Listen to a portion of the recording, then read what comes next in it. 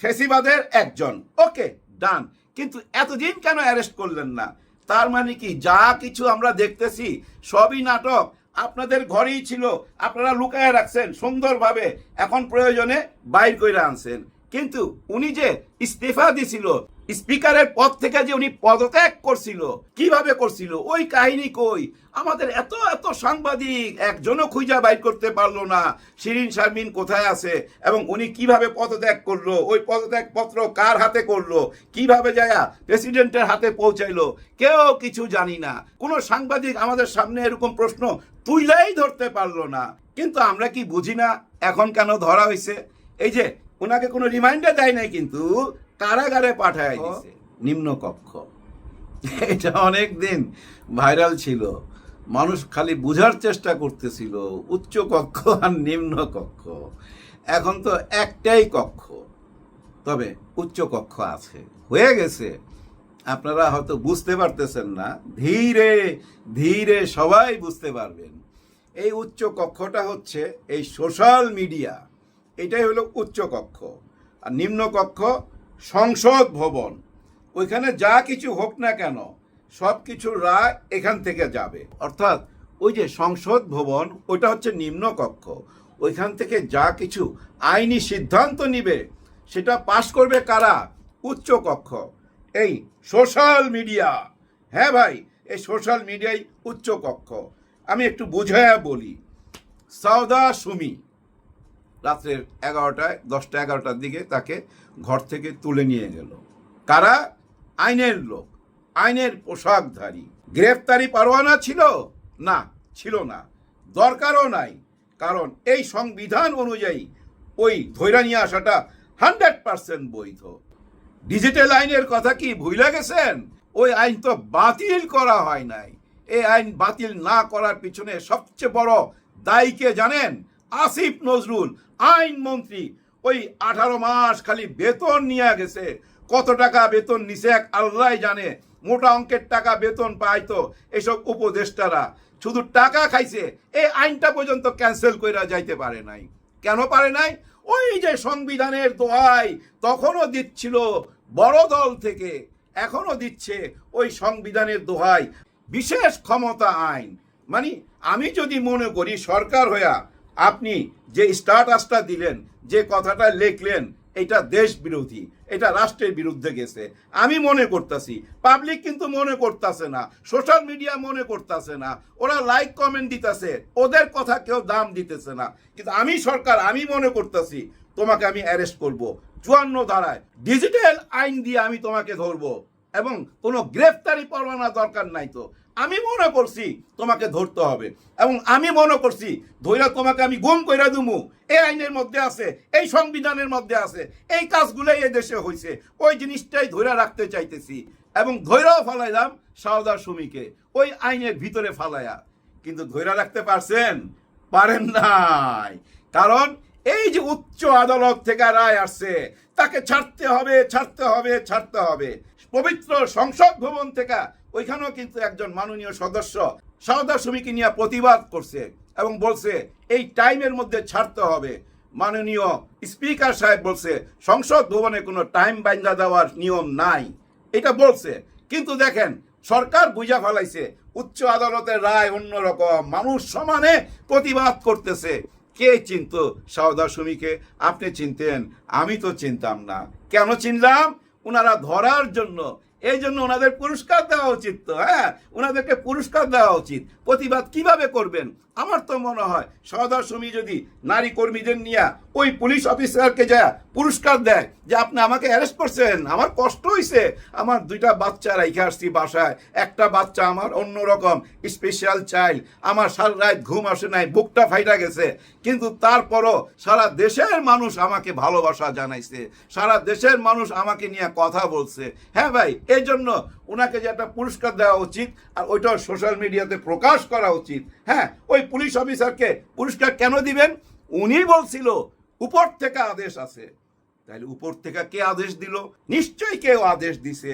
ওই উপর থেকে যারা আদেশ দিছে ওই উপর থেকে আবার আদেশ করছে ওকে ছাইরা দাও, ছাইরা দিছে।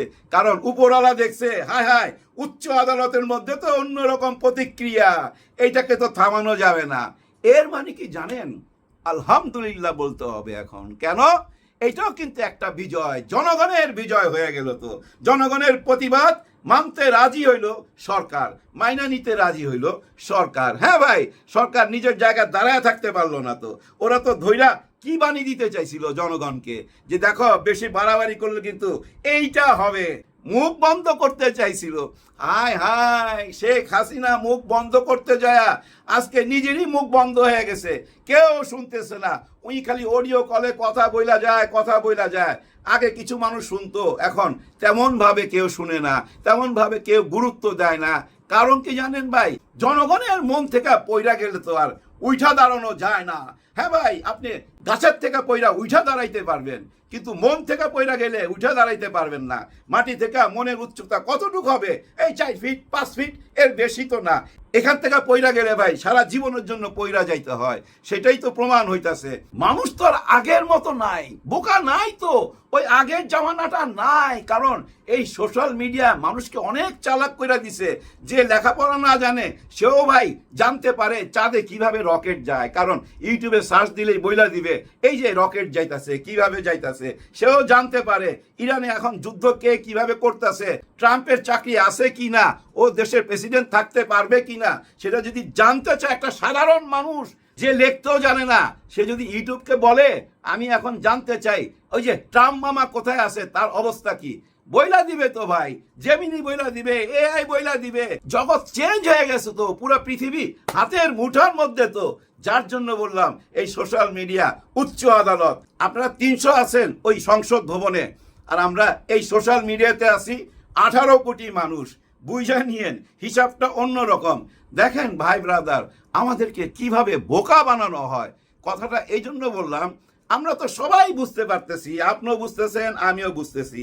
শিরিন শারমিন, স্পিকার শিরিন শারমিন চৌধুরী এই দেশেই ছিল, বিদেশে পালায়া যায় নাই। কারণ পলকের মুখে আমরা শুনছি না, পলক বলছে না, আমরা সংসদ ভবন থেকে অ্যারেস্ট হয়েছি 12 জন। এই 12 জনের মধ্যে শিরিন শারমিন চৌধুরী ছিল, তাকে আর্মিরা ক্যান্টনমেন্টে নিয়ে গেছে। এরকম একটা কথা আমরা কিন্তু শুনছি, সেটা গুজব হোক আর যাই হোক, কিন্তু সত্যটা কি ভাই হইল? উনি ধানমন্ডি থেকে আবিষ্কার হইল, ধানমন্ডি থেকে ওনাকে অ্যারেস্ট করলো। তার মানে কি গত 2 বছর খুঁজা বাইর করতে পারে নাই, পুরা 2 বছর চইলা গেল। তো নতুন সরকারেরও তো 2 মাস হয়ে গেল, আগের সরকার 18 মাস। এত গোয়েন্দা, এত পুলিশ, উনাকে খুঁজা বাইর করতে পারলো না। উনার নামে 5টা মামলা, এর মধ্যে হত্যা মামলাও আছে। কিন্তু ভাই ব্রাদার, সত্য কথা বলতে কি জানেন, আপনারা যারা আওয়ামী লীগকে একদম পছন্দ করেন না, তারা নিজেকে প্রশ্ন করেন তো, এই শিরিন শারমিনকে এমন কোনো কথা বলতে দেখছেন যে মানুষকে আঘাত দিয়ে কথা বলছে? আমার তো মনে হয় না, আমি দেখি নাই। হ্যাঁ, ওই দল করতো, আওয়ামী লীগ করতো, ওই হিসাবে ফেসিবাদের একজন, ওকে ডান। কিন্তু এতদিন কেন অ্যারেস্ট করলেন না? তার মানে কি যা কিছু আমরা দেখতেছি সবই নাটক, আপনাদের ঘরেই ছিল, আপনারা লুকায় রাখছেন সুন্দরভাবে, এখন প্রয়োজনে বাইর করে আনছেন।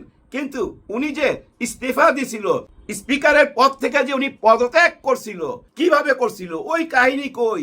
আমাদের এত এত সাংবাদিক একজনও খুঁজা বাইর করতে পারলো না শিরিন শারমিন কোথায় আছে এবং উনি কিভাবে পদত্যাগ করলো, ওই পদত্যাগ পত্র কার হাতে করলো, কিভাবে যায় প্রেসিডেন্টের হাতে পৌঁছাইলো, কেউ কিছু জানি না। কোনো সাংবাদিক আমাদের সামনে এরকম প্রশ্ন তুইলাই ধরতে পারলো না।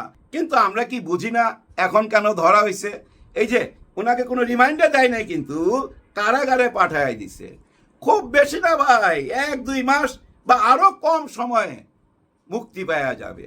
তার মানে কি জানেন, আইনের মধ্যে দিয়া বাইর হইয়া চলে গেল। হ্যাঁ ভাই, পরিষ্কার ব্যাপার।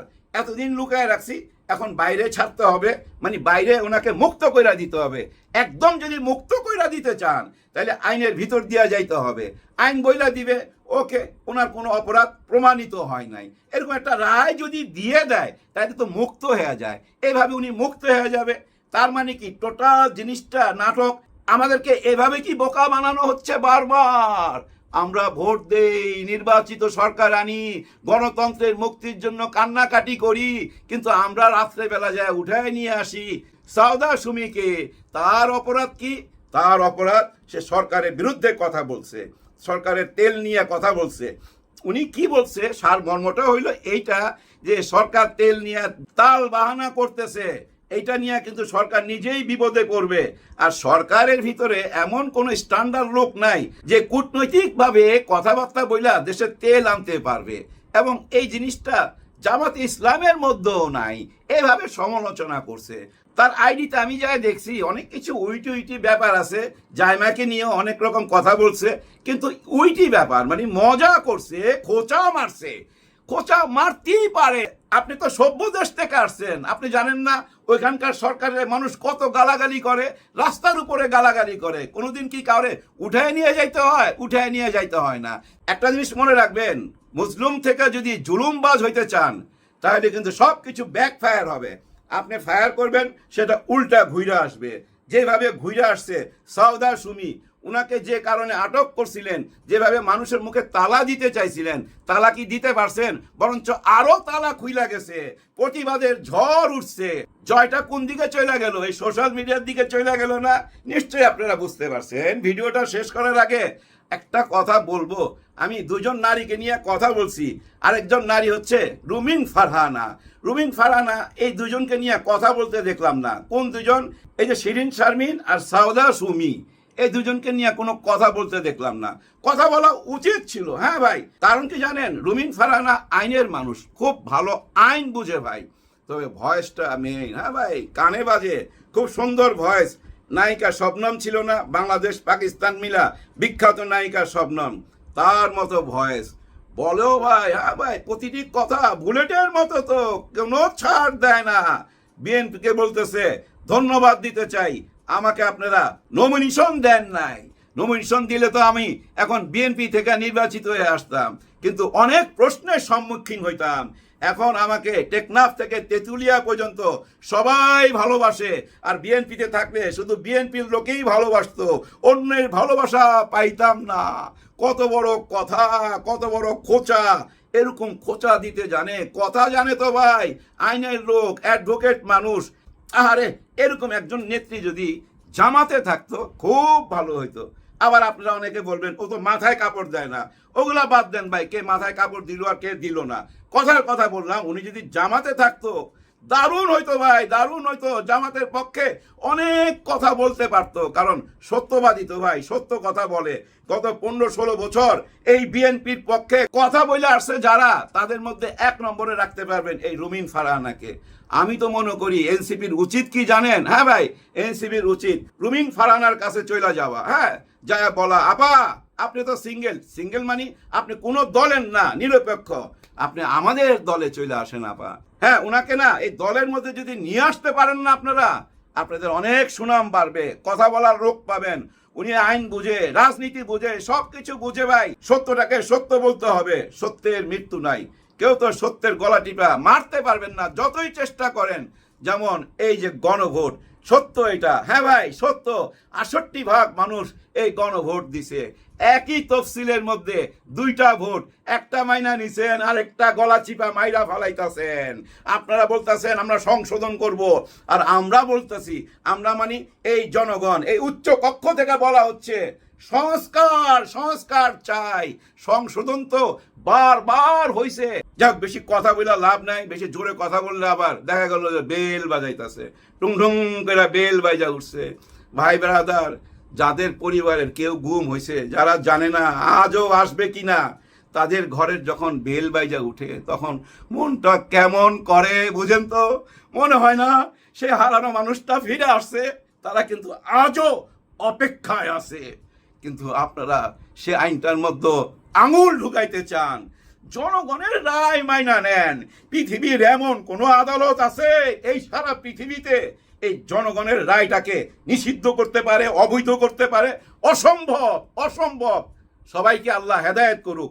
যাদের উপরে জুলুম হয়েছে তারা যেন সে জুলুমের কথাটা মনে রাখে, তারা যেন